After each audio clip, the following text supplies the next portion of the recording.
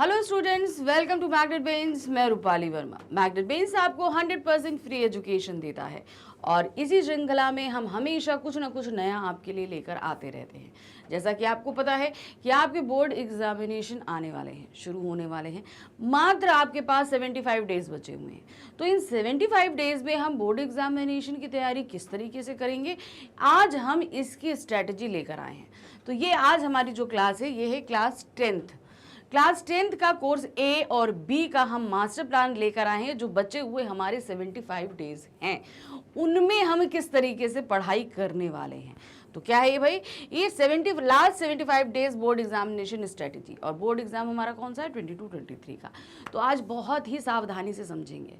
हिंदी को आप लोग ऐसे भी बहुत लाइटली लेते हैं कि चलो ठीक है, एंड टाइम पे पढ़ लेंगे, और इसी में सबसे ज़्यादा आप लोग जो है धोखा खा जाते हैं। थोड़ा सा पहले तैयारी कर लीजिए ना, तो यकीन मानिए कि आपके जो मार्क्स हैं वो बहुत अच्छे आएंगे और ये आपका 10th का रिजल्ट भी काफ़ी अच्छा कर देगा। तो बस इसमें करना कुछ नहीं है, बहुत ही आसान तरीके से आज हम समझेंगे कि हमें तैयारी करनी कैसे। तो जहाँ तक अभी मुझे यकीन है कि काफ़ी बच्चों ने शुरू कर दिया होगा पढ़ाई। जिन्होंने नहीं शुरू करी है, आज हम उनसे बताते हैं कि जिन्होंने बिल्कुल भी नहीं शुरू करी है, वो सोच रहे हैं चलो आज से हम शुरू करें, भाई 75 दिन बचे हैं, काम शुरू करते हैं, तो वो कैसे करेंगे। तो सबसे पहले हम ये बता दें कि हमारा जो है वो क्या क्या सिलेबस कंप्लीट हो चुका है। तो सबसे पहले हमारे पास जो हमारी साहित्य की बुक आती है, 2 बुक हैं, एक है क्षितिज और दूसरी है कृतिका। क्षितिज भाग 2 और कृतिका भाग 2। तो क्षितिज में हमारे 2 खंड है, गद्य खंड और काव्य खंड। ये हमारा टोटली कंप्लीट है। हमने इसका डिटेल एक्सप्लेनेशन, एनसीईआरटी सॉल्यूशन, आपका complete chapter revision, MCQs, test paper, everything हमने आपका पूरा रेडी कर दिया है। दोनों ही बुक का टोटली रेडी है। वीडियोस आपके पास ऑलरेडी अवेलेबल है, आप जब चाहें इनको देख सकते हैं। और इसके अलावा हमारे पास में आ रहा है हमारा सिलेबस जो व्याकरण का है, वो भी टोटली कंप्लीट है। अब इसमें क्या है भाई, देखिए व्याकरण में हमारे पास है रचना के आधार पर वाक्य के भेद, वाच्य, पद परिचय, अलंकार, अनुच्छेद, औपचारिक तथा अनौपचारिक पत्र, स्ववृत्त लेखन, ईमेल लेखन, विज्ञापन लेखन, संदेश लेखन। तो ये जो मैं बता रही हूँ आपको, ये कोर्स ए का है, कोर्स बी का भी अभी बता रही हूँ। तो ये कोर्स ए का ये जो हमारा व्याकरण का सिलेबस और हमारी जो दोनों बुक हैं, ये टोटली कंप्लीट है। इसमें सभी कुछ आपको मैं दे चुकी हूँ, हर एक चीज़ पूरा डिटेल से समझा चुकी हूँ, सारे टेस्ट पेपर करा चुकी हूँ, सब कुछ कंप्लीट है। रही बात प्रैक्टिस की, तो सैम्पल पेपर आपके पास में आ रहे हैं धीरे धीरे। मैं एक एक करके आपके पास लेकर आ रही हूँ और उन्हें आपकी प्रैक्टिस में कराती जा रही हूँ। और ये प्रैक्टिस हमारी टिल एग्ज़ाम तक चलेगी टोटल। कोशिश हम ये कर रहे हैं कि हर एक चीज़ को हम आपके लिए पूरी तरीके से क्रिस्टल क्लियर करते जाएं। तो इसके लिए सबसे ज़्यादा ज़रूरी है प्रैक्टिस, जो हम अब कर रहे हैं। तो ये तो हो गया हमारा सिलेबस जो ऑलरेडी कंप्लीट है। अब इसके बाद में आता है कि हाउ टू प्रिपेयर। जब हमारे पास सब कुछ कंप्लीट है तो हमें करना कैसे है काम। तो अब इसको करने का तरीका भी मैं बता रही हूँ। सबसे पहला स्टेप हमको जो करना है वो है वाचन, अर्थात रीडिंग। ठीक है, ये हमारा सबसे पहला स्टेप होगा। यानी कि जो भी चैप्टर आप समझ लीजिए कि आज आपने शुरू करी पढ़ाई, तो आज आप जो है, आज आप पहला चैप्टर ले रहे हैं अपनी क्षितिज बुक का, सूरदास के पद आपने ये लिया। अब इसको जब आप शुरू करेंगे, कोई भी, हम आज एक चैप्टर आपको बता रहे हैं, जब भी आप कोई चैप्टर शुरू करेंगे तो इसी मेथड से शुरू करेंगे। सूरदास का पद आपने लिया, आप सबसे पहले बुक लीजिए। बुक में आप सबसे पहले कवि परिचय यानी सूरदास जी का परिचय पढ़ेंगे। फिर उसके बाद जो नीचे पद दिए हैं उन्हें अच्छे से पढ़ेंगे। अर्थ समझने को अभी नहीं कह रही हूँ, मैं कह रही हूँ पहले आप उन्हें अच्छे से पढ़िए। फिर नीचे शब्दार्थ दिए हैं उनको पढ़िए। तो जो बुक में आपके पास दिया है उसे आपको सबसे पहले पढ़ना है, चाहे गद्य हो चाहे काव्य हो। जब आप एक बार उसको पढ़ लेंगे तब आपका दूसरा स्टेप आता है अध्ययन यानी स्टडिंग। ये मतलब होता है अब आपके पास जो वीडियोस हमने डिटेल एक्सप्लेनेशन के दिए हैं उन्हें ओपन करिए, अपनी बुक लीजिए और उसको हमने लाइन बाय लाइन आपको एक्सप्लेन किया है, फिर उसकी व्याख्या कराई है। सब कुछ मैंने आपका कराया हुआ है। मतलब सूरदास पद का हमने पूरा लाइन बाय लाइन व्याख्या, उसी तरह हर एक चैप्टर का कराया हुआ है। तो वो आप करेंगे। सबसे पहले डिटेल एक्सप्लेनेशन को आप अच्छे से समझ लेंगे। फिर उसके बाद तीसरा स्टेप जो आता है वो है हमारा पाठ संशोधन यानी कि 1 शॉट रिवीजन। यानी कि अब जब आपने पूरा चैप्टर अच्छे से समझ लिया है यहाँ पर आपने अध्ययन में, तो अब यहाँ पर उसको हम रिवाइज करेंगे। ठीक है, जो हमने पूरा समझा उसको हम रिवाइज करेंगे। रिवाइज करने के बाद अब हमारा क्या नेक्स्ट स्टेप आएगा, वो है बहुविकल्पीय प्रश्न और वस्तुपरक प्रश्न संशोधन। अर्थात यहाँ पर क्या होगा, जो एमसीक्यूज और सब्जेक्टिव के जो हमने क्वेश्चन आंसर्स कराए हैं आप उनको पढ़ना शुरू करेंगे। ठीक है, जो हमने एमसीक्यूज के भी आपको पूरे रेडी कर दिए हैं, और आपके जो इस वस्तु पर आपके जो आएंगे ये सब्जेक्टिव क्वेश्चंस, इन्हें आप कहाँ पर पढ़ेंगे, इन्हें आप पढ़ेंगे हमारे जो एनसीईआरटी सॉल्यूशंस में है, वो आपके टोटल रेडी हैं, उनको लर्न करेंगे। अब यहाँ तक आते आते आपका पूरा चैप्टर अच्छे से रेडी हो चुका है। स्टेप नंबर 4 तक आपका पूरा चैप्टर रेडी है। इसके बाद में आपको करना क्या है, अब आपके पास टेस्ट पेपर रेडी है, ये आपका 5th स्टेप है। टेस्ट पेपर का पीडीएफ आपके पास मौजूद है, आप जब ओपन करेंगे तो पहले पीडीएफ है, फिर उसके बाद सॉल्यूशन है। तो सबसे पहले आप पीडीएफ लेंगे, पीडीएफ में आप सारे आंसर्स को सॉल्व करेंगे, जिसमें आपके पास ऑब्जेक्टिव और सब्जेक्टिव दोनों तरह के प्रश्न हैं, आप उनको अच्छे से पहले सॉल्व करेंगे। जब आप पूरा सॉल्व कर लेंगे तब आप इसका सोल्यूशन का वीडियो देखेंगे, और सपोज आप अगर कुछ क्वेश्चंस को नहीं कर पा रहे हैं, आपकी समझ में नहीं आ रहा है कैसे करेंगे, तो फिर से आप इन स्टेप्स को दोहराएंगे। हाँ, क्योंकि इसका मतलब है अगर आप वो ये वाला अगर 5th स्टेप आप नहीं कर पा रहे तो इसका मतलब आपको चैप्टर अभी अच्छे से समझ में नहीं आया है। तब आप जो भी चीज़ समझ में नहीं आ रही है उसके वीडियो आपके पास अवेलेबल है, आप वहाँ पर जाकर उस चीज़ को समझेंगे। अब इसके बाद जब 5वां स्टेप तक आपका चैप्टर रेडी हो चुका है, इसी तरह आप हर एक चैप्टर को रेडी करते जाएंगे।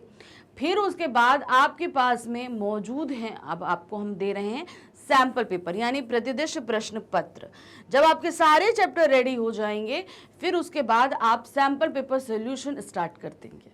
हर एक जो है हम क्या कहते हैं, जितने भी चैप्टर है कराए हैं सभी के मिक्स आएंगे, जितना भी आपका सिलेबस है सभी से मिक्स करके आपके सैंपल पेपर आ रहे हैं। और सैंपल पेपर का मेथड सेम वही है जो आपका बोर्ड एग्जामिनेशन का है, ये ध्यान रखिएगा।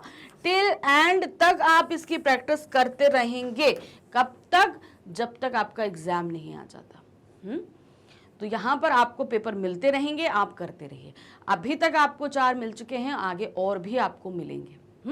तो यहाँ पर ये चीज़ आपको ध्यान रखनी है कि बराबर आपको मिलेंगे। तो ये आपका है प्रैक्टिस टिल द एंड, मतलब एग्जाम तक आपको इसकी प्रैक्टिस करते रहना है।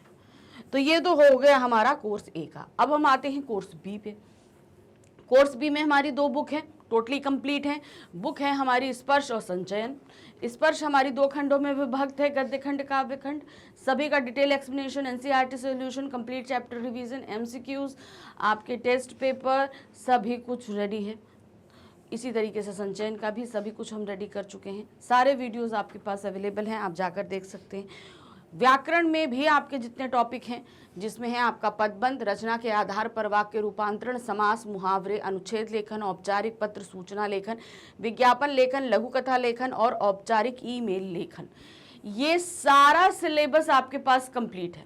आपका साहित्य हो, व्याकरण हो, सभी कुछ टोटली कंप्लीट है आपके पास में। अब कैसे करना है हमें पढ़ाई करने का वही मेथड है। सबसे पहले अब जैसे आप लोगों ने अभी पढ़ाई शुरू करी, उस कंडीशन में आप क्या करोगे? तो हमें तो यकीन है आप लोग पहले से पढ़ाई करना शुरू कर चुके हो, ये चीज़ हमें समझ में आती है। लेकिन अगर कुछ बच्चे ऐसे होते हैं जो एंड टाइम शुरू करते हैं, जैसे कि अब 75 डेज़ बाकी है तो चलिए आप शुरू कर देते हैं, ज़्यादा समय नहीं बचा हुआ है, तो यहाँ पर अब आपके पास में क्या रहेगा, आपको सबसे पहले रीडिंग करनी है। यानी कि कोई भी चैप्टर है आपके पास, जो भी चैप्टर आप जहाँ से भी शुरू कर रहे हैं, आप स्पर्श से शुरू कर रहे हैं, संचयन से शुरू कर रहे हैं, आप अगर व्याकरण से शुरू कर रहे हैं, कहीं से भी शुरू कर रहे हैं, तो सबसे पहले जो है जो कुछ भी है आपका पहले रीडिंग करेंगे। आप बुक को उठाकर अच्छे से चैप्टर को पढ़ेंगे। पढ़ने के बाद में आप आएंगे अध्ययन यानी स्टडिंग में, जहाँ पर आपको डिटेल एक्सप्लेनेशन मैंने किया हुआ है, वो वीडियो देखकर आप चैप्टर को अच्छे से समझेंगे। जब आप उसको अच्छे से समझ लेंगे तो उसके बाद आपका जो तीसरा स्टेप आएगा वो है आपका पाठ संशोधन यानी कि कंप्लीट चैप्टर रिवीजन। ये आपका 3rd स्टेप है, जहाँ पर आप जितना भी यहाँ पर इन 2 में पढ़ चुके हैं उसे आप यहाँ तीसरे स्टेप में रिवाइज करेंगे। रिवाइज जिसमें ये जो हम आपके कंप्लीट चैप्टर रिवीजन या 1 शॉट रिवीजन हैं, इनमें हमने आपको रिवाइज कराया है, प्लस कुछ क्वेश्चन आंसर्स भी कराए हैं। हाँ, तो यहाँ पर आपका ये हो जाएगा। फिर उसके बाद जो हमारा चौथा स्टेप आता है आपके क्वेश्चन आंसर्स।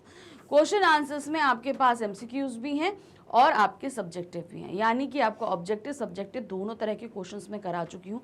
ऑब्जेक्टिव के लिए आपके पास एमसीक्यूज हैं, सब्जेक्टिव के लिए आपके पास एनसीईआरटी सॉल्यूशंस हैं जिनमें हमने कराया हुआ है। जब आपके ये 4 स्टेप पूरे टोटली कंप्लीट हो जाएंगे, अब बारी आती है आपको अपने आप को चेक करने की, क्या हमने सब कुछ अच्छे से कर लिया है। इस कंडीशन में आप क्या करेंगे, आप जाएंगे नमूना प्रश्न पत्र पर, यानी कि टेस्ट पेपर, जिसे हमने चैप्टर वाइज आपके लिए कराया हुआ है। हर चैप्टर के अलग अलग टेस्ट पेपर आपके पास में हैं।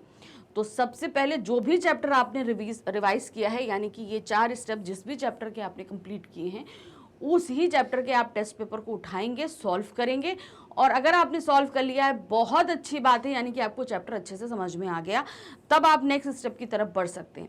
लेकिन अगर अभी भी आपको ऐसा लग रहा है कि कुछ क्वेश्चन आपसे नहीं बन रहे हैं, तो उस कंडीशन में आप क्या करेंगे, आप एक बार चैप्टर को और पढ़ेंगे, फिर वो पीडीएफ आपने अभी तक सॉल्व किया था, फिर उसके बाद आप उसका सोल्यूशन वीडियो देखेंगे, तो आपको समझ में आ जाएगा कहाँ पर क्या चीज़ मुझसे जो है नहीं बन रही है और उसे मुझे कैसे करना है, ये हो जाएगा। तो 5th स्टेप तक आपका पूरा चैप्टर अच्छी तरह से तैयार हो गया। तो यही 5 स्टेप आप क्या करेंगे, हर चैप्टर में करेंगे। जब आप सारे चैप्टर रेडी कर लेंगे, तो उसके बाद जो आपका शुरू होता है काम, वो है आपका प्रतिदर्श प्रश्न पत्र, यानी कि सैंपल पेपर। ये आपका 6th स्टेप है, क्योंकि यहाँ सैंपल पेपर क्या है, आपके पूरे सिलेबस को लेकर बनाया गया है, सीबीएसई पैटर्न पे है। तो जो पैटर्न आपको इशू किया गया है सीबीएसई द्वारा, उसी पैटर्न पे मैंने आपके लिए ये सैंपल पेपर रेडी किए हैं। तो इन सैंपल पेपर को आप सॉल्व करेंगे। हम ये नहीं कह रहे कि इन्हीं सैंपल पेपर से आपके एग्जाम में क्वेश्चंस फंस जाएंगे, ये आपकी प्रैक्टिस के लिए हैं, ध्यान रखिए, प्रैक्टिस के लिए हैं, ताकि आप यहाँ पर अपने एग्जाम पैटर्न से हैबिचुअल हो। एग्जाम के जो भी क्वेश्चंस है, जहाँ आप कर रहे हो जो भी, उसमें आपकी कहाँ गलतियाँ हो रही हैं, उन गलतियों को समझिए, फिर उनको सुधार करिए। ये 3 चीज़ों के लिए ये सैम्पल पेपर किए गए। ये नहीं है कि इन्हीं में से आपके जो हैं क्वेश्चंस फंस जाएंगे। तो इसलिए इनकी प्रैक्टिस आप करेंगे टिल द एंड, यानी कि जब तक आपके बोर्ड एग्जामिनेशन नहीं होते हैं, तब तक आप इसकी प्रैक्टिस करते रहेंगे। आपको पेपर मिलते जा रहे हैं, आप इनको सॉल्व करते जाइए, ठीक है। एक एक करके हम भी लेकर आ रहे हैं, यानी कि हमने एक साथ आपको सारे दे दिए, धीरे धीरे करके हम आपको हर वीक में आपको एक पेपर दे रहे हैं। तो उसको आप करते जाइए और फटाफट जो है आपका रिवीजन भी होता जाएगा, प्रैक्टिस भी होती जाएगी, सभी कुछ आपका कंप्लीट हो जाएगा। तो ये हमारी 75 डेज़ की स्ट्रेटजी थी कि इसको हम किस तरीके से करेंगे। तो आई होप आप लोग इस तरीके से एक टाइम टेबल बनाकर किस दिन हमें किस चैप्टर को देना है या किस सब्जेक्ट को देना है, इस तरीके से टाइम टेबल बनाइए और आप उसकी पढ़ाई करिए। क्योंकि आप सभी के पास आपके स्कूल्स हैं, कोचिंग है, आप जो भी करते हैं, उन सब के अलावा आपको पर डे अब पढ़ाई करनी है। जितने भी डिस्ट्रैक्शंस हैं अपने पास से हटा दीजिए, जो आपको पढ़ाई से कहीं दूर लेकर जा रहे हैं, तो उन्हें बिल्कुल भी अपने पास से अलग कर दीजिए, क्योंकि समय बहुत कम है। और यकीन मानिए कि बोर्ड एग्जामिनेशन में जो एक बार गलती हो जाएगी, उसे हम सुधार नहीं सकते हैं। तो प्लीज़ उस पर ध्यान दीजिए। Thank you for watching, bye bye.